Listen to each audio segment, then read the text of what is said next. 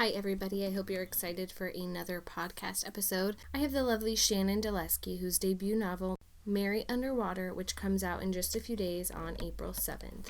And she's going to tell us all about her novel and her writing journey and the journey to getting it published. And I think you guys are going to have a... That is my child. My apologies.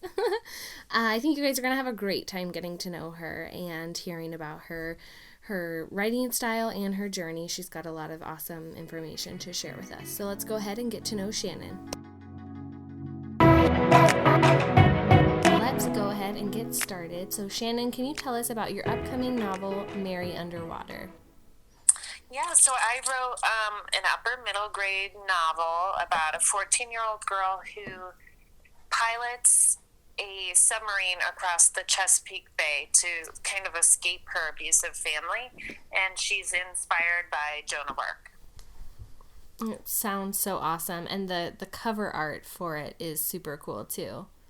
Thanks. Yeah, I love it. It's actually cut out paper and then photographed, and then they put like the font and everything on it afterwards, which is really neat. It's so cool. I haven't read a lot of middle grade, but I love that, after, reading your blurb, I love that, your main character has some hard things going on in her life and stuff I'm sure that readers will be able to relate to, and it's cool. Will probably be good for them to see that sort of thing, even if it's just in fiction, but helps them to not feel so alone in that. Yeah, I've got some things in the end in the author's note that are like tips and resources for kids who might be experiencing domestic violence or child abuse in their homes. My husband is a social worker, and I consulted with him about the abuse throughout the book, and then at the end he kind of helps set up safety plans for what to do if you or someone you know is experiencing something like that. Well, that's awesome. I'm glad you had him as a resource and have that in the author's note to be in there. That's great. So tell us a little bit about your journey to this point, to where you have a book that's being published. Yeah, I don't know if mine is normal or not, but I wrote, Mary is my first book. I wrote it in 2015. I kind of got inspired and was like, okay, I'm going to do this over Lent, which is kind of funny because it's a Catholic, kind of a Catholic book. So I wrote it during Lent, and then over the summer of 2015, I queried, and I ended up getting my agent, Veronica Park from Fuse. I got her in December, and we subbed it on and off for the next 2.5 years, and I got little bites from some smaller presses with it, and then things would fall apart, or I had some of the publishers kind of went under or got bought out. So I would keep going to acquisitions, and it never followed through. And then in May of 2018, my editor emailed my agent, was like, hey, is this still available? And it was. So we had changed it so much over the 2.5 years. It used to be set in 1978. It used to be YA. It was 60,000 words. Now it's 45 in middle grade and set now. So huge changes from when I first wrote it to when it got bought. But it sounds like, and I think it's funny that you say, like, oh, I don't know if my journey's normal. Everybody has a different answer to this question, and everybody said that. They're like, well, I don't know. Like, my journey's the typical one. But, it sounds like you had the right agent and the right partner who helped you figure out what you needed to get you to this point. And I'm hoping and sure that you're happy with, your editor and where it got sold now. So... Yeah, I kind of can't imagine it anywhere else now that it's with Abrams, and they've been a really great home for it. So I couldn't be happier. Yeah, that's awesome. So tell us a little bit about how you approached the querying process, and then if you could just share any tips you have for writers who are in that process right now.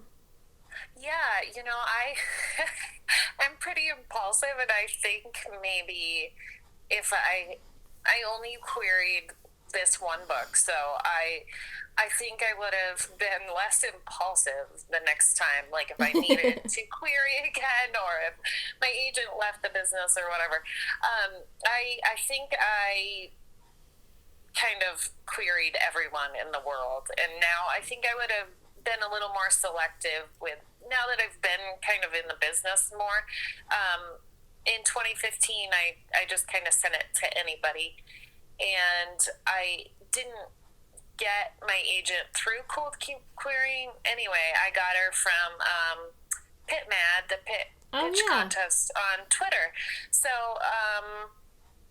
I am a big fan of pitch contests. I think it's really important to kind of be able to summarize your book in one sentence in an elevator pitch anyway, because right now I had to,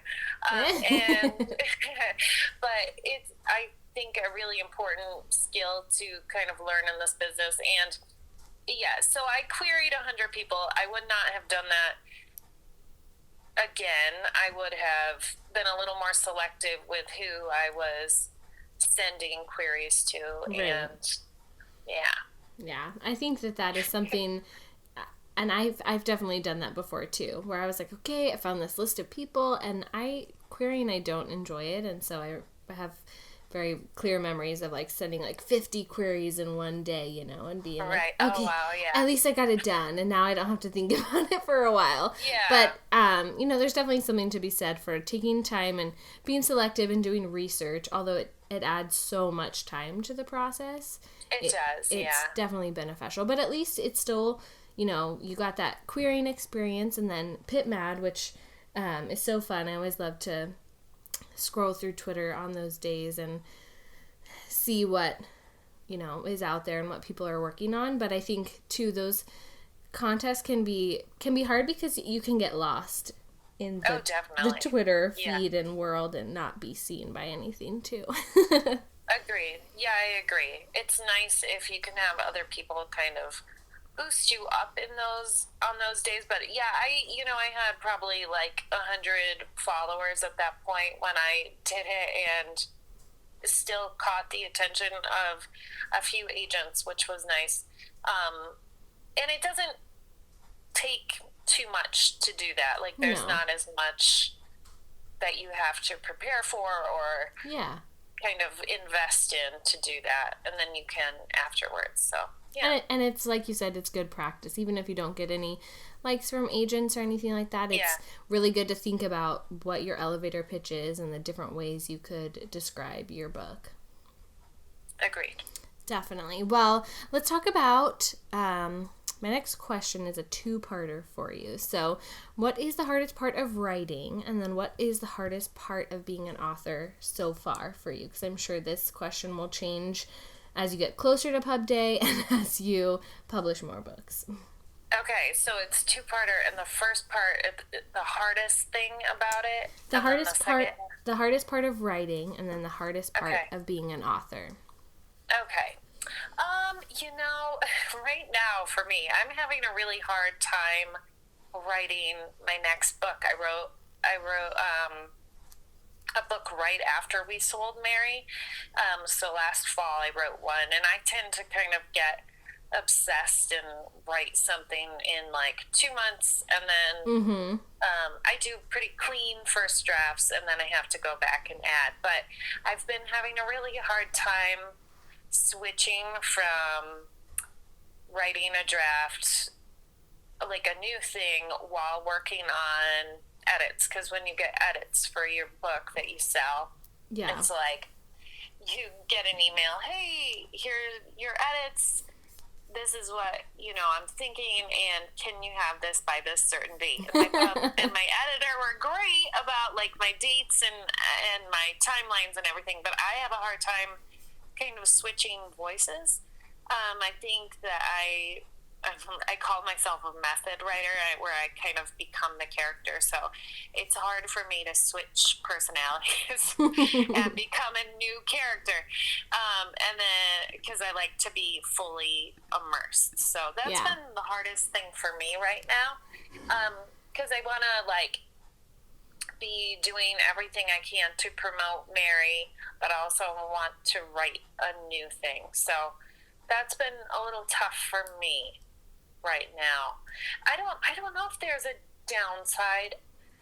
I really am enjoying being an author and being kind of in the public realm, right, as far as writing. You wrote a book, you know. Yeah. And I like that. I think there's so far I'm enjoying. I'm still, like, really in the honeymoon stage of liking everything about it. So well, that's good. I don't know. Yeah. That's a great answer to it, is that there isn't a hard part right now. No, yeah. Well, let's talk then about what the best part of being a writer is for you. I really like immersing myself in something. It's like the best kind of daydreaming. I really like just slipping into this other world for a little bit, and it's a great excuse to get to do that too. It definitely is. That it's our job, that we get to daydream, and I really like daydreaming about what could happen in my books and in my little worlds that we create. I love it. That is definitely the best part, and you get to play, make believe for your job and your, for the majority of your time, which is super special. Yeah. So let's talk about your writing style then. Let's see if you're more of a pantser or a planner or somewhere in between those two. I think I'm in between. I like to have my character and my premise really solid when I start, and sometimes I don't know what the end is going to look like or not, and I know that's a thing we're supposed to know how. Right.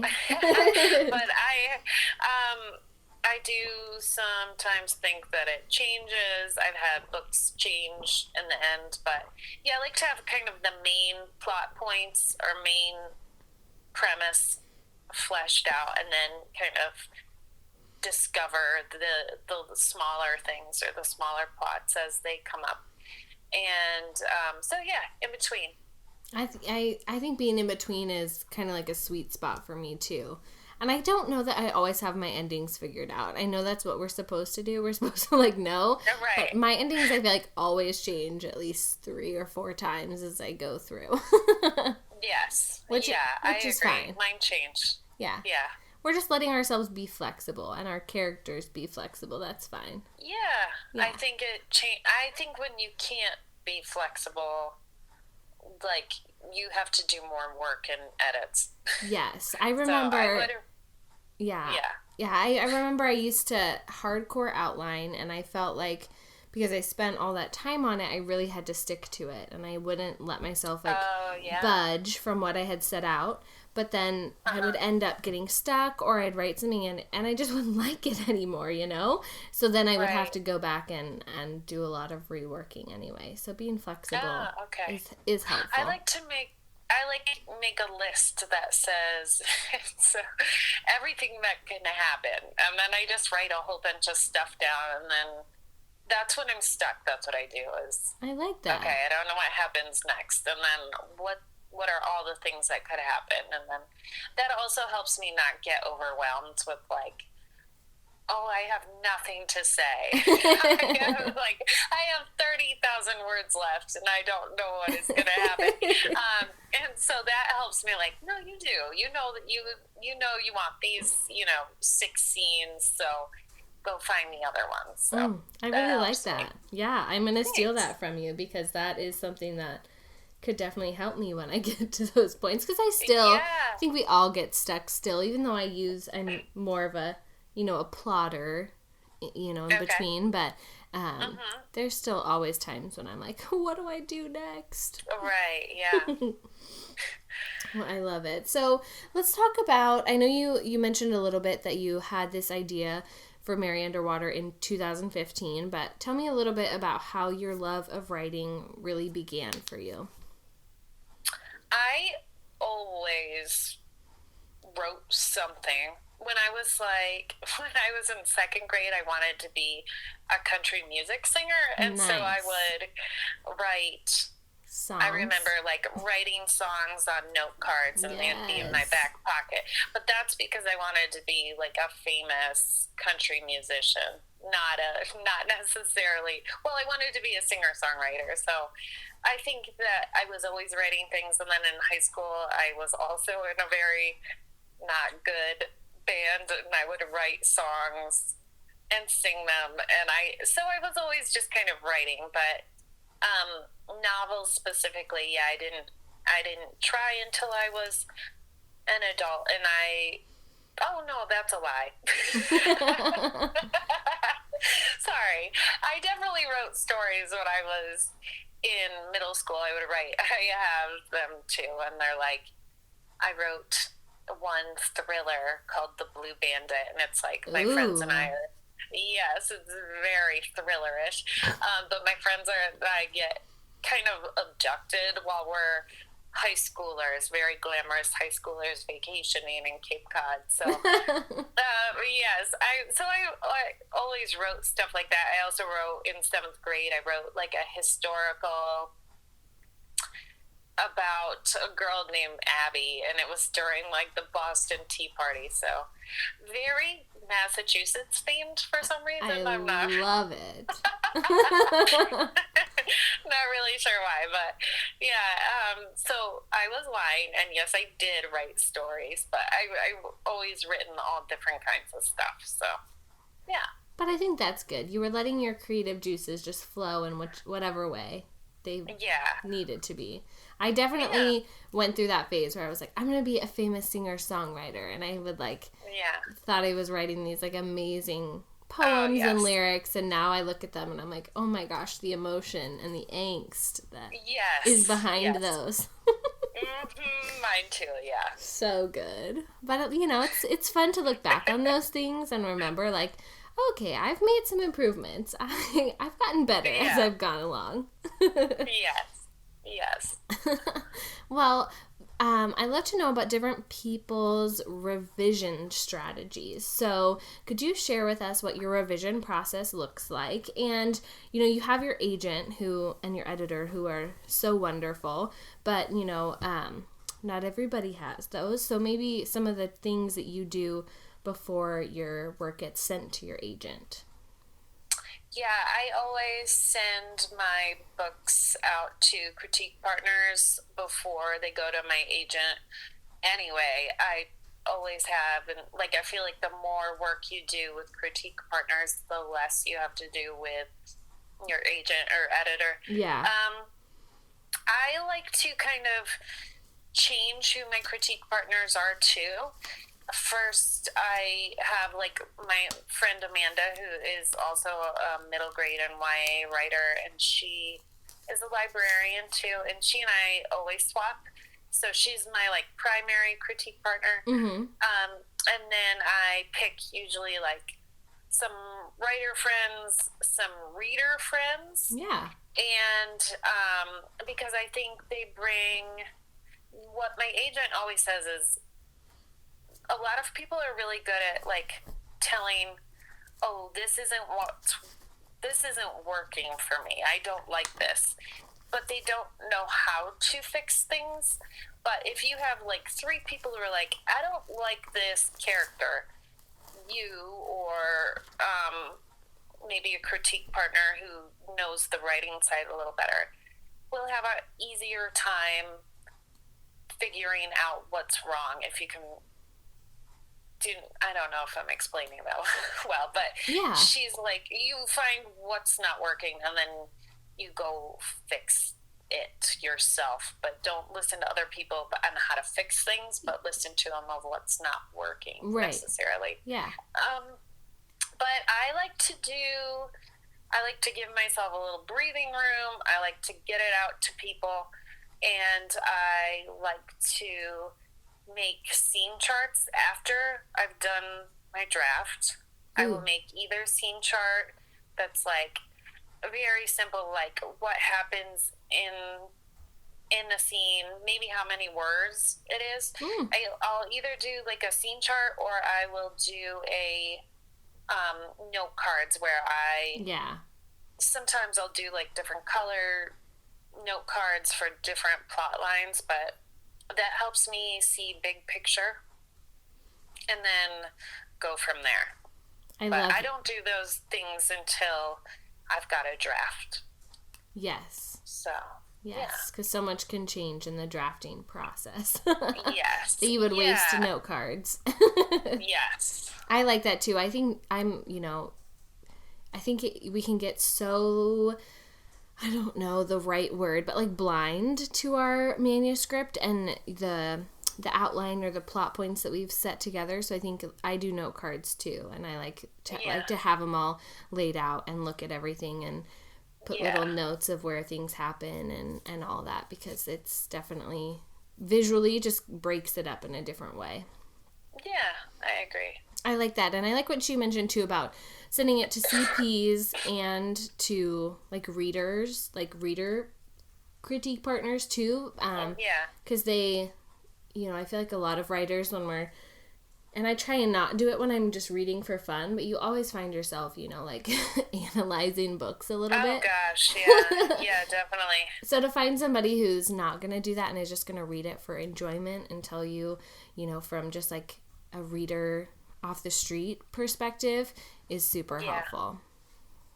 Yeah, I do that just for fun sometimes. Well, to yeah. switch it up and I always send it to my brother likes to read my books too, and I always know he's going to give me like good reader feedback, but he's also going to be like, this is great and you did so good, because that's always nice to hear. Oh, definitely. Yeah, you do need like someone who's I can't give people my stuff until I'm done or it messes with my head. Yeah. So I need a good, like, I need compliments, but I also need, this is what's not working. Definitely. And it's, sometimes it takes a long time to find those people and the ones that you can trust to, give you that good feedback. But I mean, there's so many good resources out there, and I have found some really good CPs and all that on Twitter who, I've never met in real life, and they're really great friends of mine, and I trust them completely with sending my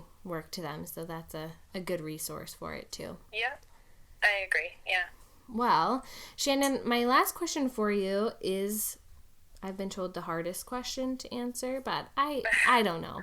But I would love to know what your favorite book is right now. This is not your favorite book of all time, just something you've read recently that you really enjoyed. Oh, no, I like this question. Okay, good. I've been reading, like, I can't read kid lit right now very much unless it's my friend's stuff, because it's a little too close for me. Yeah. But I did this year read a lot of adult literary stuff. I did love Daisy Jones and the Six. Mm-hmm. It's Taylor Jenkins Reid. Yeah. I really loved that. It's like a Fleetwood Mac type interview, epistolary book, and I loved that. And then I also read I'm so bad at remembering titles of things. I read The Song of Achilles, which wasn't written this year, but that and Circe, or I don't know how to say that, but I read both of those this Madeline Miller, and I loved those. They were amazing. That's awesome. I love asking this question just because there's lots of books out there that we miss, so we can't possibly know about all of them, right? So I think it's good to just share, and I found some cool ones answering this question. Cool. So, Shannon, I'm going to do a sign-off really quick, but I'm not just going to hang up on you, okay? Okay. All right. Shannon, thank you so much for chatting with me today and telling us about Mary Underwater, which comes out soon, so everybody should go and pre-order it.